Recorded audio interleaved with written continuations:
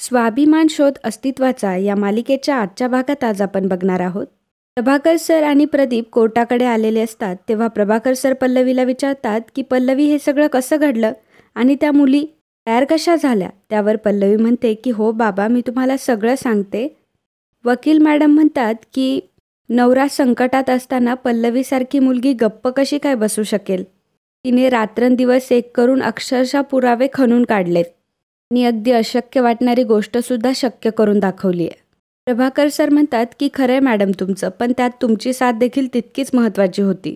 वकील मॅडम म्हणतात की मी या क्षेत्रात आले कारण लोकांना न्याय मिळवून देण्यासाठी. हे तर माझं पॅशनच आहे. बरं चला, आता आपल्याला आतमध्ये गेलं पाहिजे, पण त्याआधी मला जरा केसविषयी डिस्कस करायचं होतं. आणि मग वकील मॅडम आणि प्रभाकर सर, पल्लवी आणि प्रदीप एकमेकांशी डिस्कस करू लागतात. एवढ्यातच विनायक तिथे गाडी घेऊन आलेला असतो. विनायक त्या चौघांना तिथे बघतो आणि मनात विचार करतो की अच्छा, हे इथे आहेत तर यांची नजर चुकवून काहीही करून मला त्या मुलींपर्यंत पोहोचता आलं पाहिजे. एकदा की त्या कोर्टाच्या आत गेल्या की संपलं सगळं. विनायक गॉगल घालतो आणि कॅप घालतो आणि त्या चौघांची नजर चुकवत हळूच त्यांच्या नजरेसमोरून तिथून निघून जातो. विनायक आतमध्ये कोर्टामध्ये गेलेला असतो. एवढ्यातच पोलीस शांतनूला घेऊन आलेले असतात. पल्लवी शांतनूला म्हणते की शांतनू, आज आपण घरी जाणार आहोत. तुम्ही अजिबात काही काळजी करू नका, आता सगळं छान होणार आहे. पोलीस कॉन्स्टेबलला सांगतात की पाटील त्यांना लवकरात लवकर आतमध्ये घ्या. शांतनूला कोर्टात नेलं जातं. त्यासोबतच प्रभाकर सर आणि प्रदीप देखील जातात. पल्लवी मागेच उभे असते. पल्लवी मनात विचार करते की मुलींना सुरक्षित ठेवलंय असं मॅडम म्हणाल्या, तरीही जाऊन एकदा खात्री केलीच पाहिजे. शांतनूच्या सुटकेत आता कुठलाही अडथळा येता कामा नये. एक छोटीशी चूकसुद्धा खूप महागात पडू शकते. इकडे विनायक कोर्टामध्ये शिरलेला असतो. 2 कॉन्स्टेबल तिथं बोलत असतात. तेवढ्यात त्यांचं बोलणं विनायक ऐकतो. एक म्हणत असतो की ह्या रूममध्ये त्या मुलींना ठेवलंय. जेव्हा कोर्टाची सुनावणी होईल तेव्हा त्यांना इथून घेऊन जायचंय. त्यावर दुसरा कॉन्स्टेबल म्हणतो की ठीक आहे. आणि पल्लवी देखील त्याच दिशेने येत असते. विनायक मनात विचार करतो की इथे आहेत तर मला यांची काहीही करून नजर चुकवून इथपर्यंत पोहोचलं पाहिजे. एकदा की त्या कोर्टच्या आतमध्ये गेल्या की सगळं संपलं. आणि विनायक पुढे चालायला निघतो. तेवढ्यातच पल्लवी त्याच्या मागून येते. ती त्याच्याही पुढे निघते आणि विनायकला बघते आणि म्हणते की दादा तुम्ही.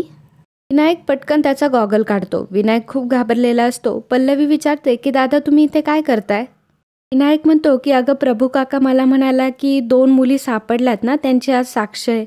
आपल्या शांतनूच्या आयुष्याचा प्रश्न आहे गं, मला कुठली रिस्क नको होती.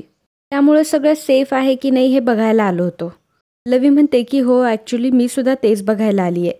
आता मी एक काम करते, मी इथेच थांबते आणि डायरेक्ट यांच्यासोबतच कोर्टामध्ये येते. तुम्ही व्हा पुढे, तसंही सुनावणी सुरूच होईल आता.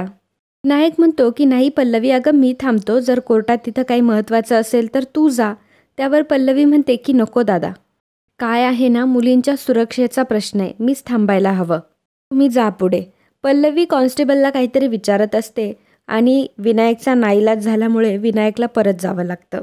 तर इकडे कोर्टामध्ये वकील म्हणत असतात, युअर ऑनर, माझे क्लायंट मिस्टर शांतनू सूर्यवंशी याच्यावर खोटे आरोप लावून हा जो खटला दाखल करण्यात आला आहे तो मुळातच ठिसूळ पायांवर उभा आहे. माझ्या क्लायंटचा या गोष्टीशी काहीही संबंध नाही आणि हे सर्व सिद्ध करण्यासाठी मी या प्रकरणात अडकलेली एक मुलगी पूजा तिला साक्ष देण्यासाठी बोलावण्याची विनंती करते. जजसाहेब परमिशन देतात. पूजाला कोर्टामध्ये आणलं जातं. वकील मॅडम पूजाच्या समोर उभ्या असतात, परंतु पूजाला बघून सोनाली मात्र खूप घाबरलेली असते. वकील मॅडम विचारतात की पूजा, ज्या दिवशी ही घटना घडली त्या दिवशी तू सोनालीबरोबरच कॉलेजला आली होतीस ना. पूजा सांगते की हो. वकील मॅडम म्हणतात की तेव्हा जे काही घडलं ते कोर्टाला सांग. पूजा सांगते की सोनालीला एका हॉटेलचे फ्री कुपन्स मिळाले होते आणि त्या दिवशी शांतनू सरांचं कॉलेजमध्ये लेक्चर आहे असं खोटं सांगून सोनाली घरून आली होती.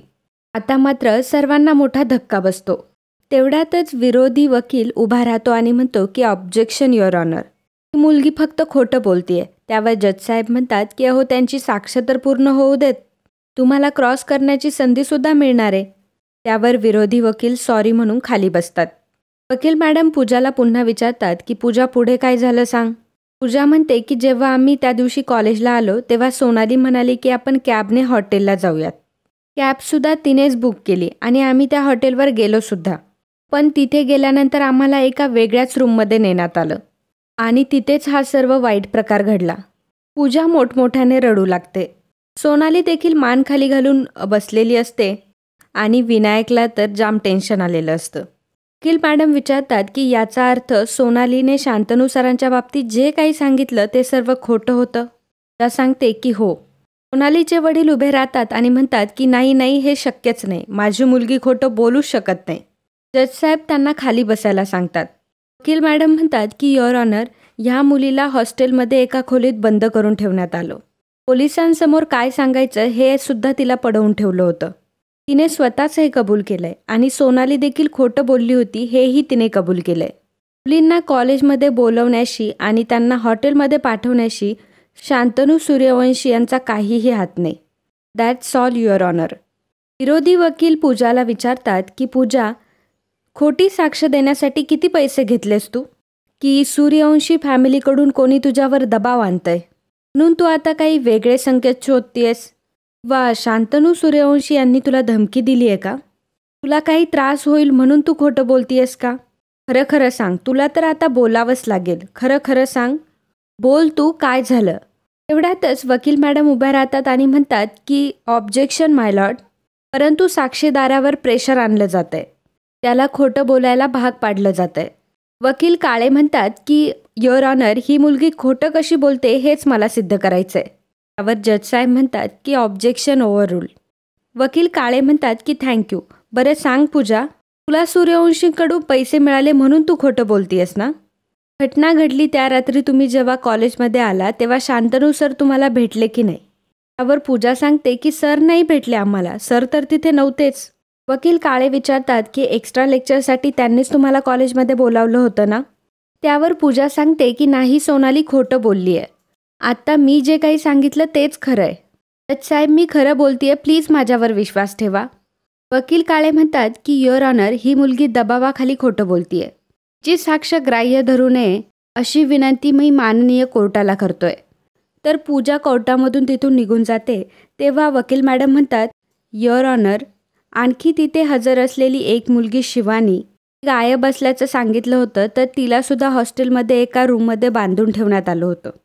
शांतनू सूर्यवंशी यांची पत्नी पल्लवी सूर्यवंशी यांनी मोठ्या धाडसाने तिची सुटका केली आहे. पोलिसांकडे आम्ही सगळी माहिती दिली होती, त्याचा हा रिपोर्ट. वकील मॅडम कोर्टासमोर तो रिपोर्ट सादर करतात. नंतर शिवानीला कोर्टामध्ये आणलं जातं. वकील मॅडम म्हणतात की जज साहेब, हीच ती मुलगी शिवानी. वकील मॅडम शिवानीला म्हणतात की शिवानी, त्या दिवशी हॉटेल प्रकरणानंतर जे काही घडलं ते आम्हाला सांग. शिवानी सांगते की जज साहेब, मला हॉटेलच्या रूममध्ये बंद केलं होतं. माझे हातपाय बांधले होते आणि माझ्या तोंडावर पट्टीही होती आणि तिथे एक माणूस यायचा आणि मला धमकी द्यायचा.